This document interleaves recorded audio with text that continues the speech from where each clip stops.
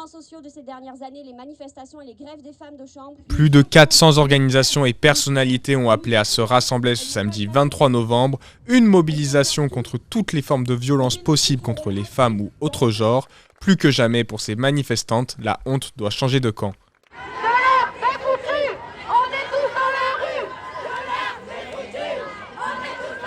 Parce que pour nous, c'est important que ce soit les hommes qui prennent conscience de ce qui se passe actuellement, que beaucoup de choses qui se passent aujourd'hui, c'est à cause d'eux. Puis il faut que la honte change de camp surtout. Ouais. Là, au procès de Gisèle Pelicot, elle disait que c'était elle qui a été humiliée et pas forcément ses agresseurs. Et j'espère que le gouvernement prendra conscience qu'on a une vraie urgence à agir contre les violences et qu'on est là pour leur faire entendre.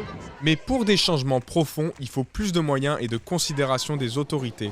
Un sursaut est demandé par les associations de défense qui jugent les réformes prises jusqu'à présent inefficaces et demandent plus de moyens pour lutter contre ces injustices.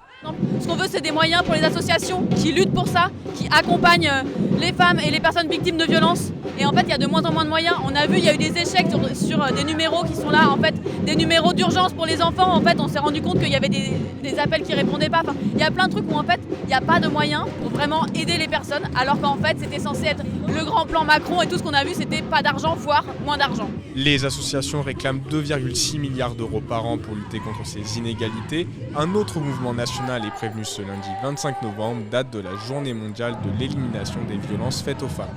Solidarité avec les femmes!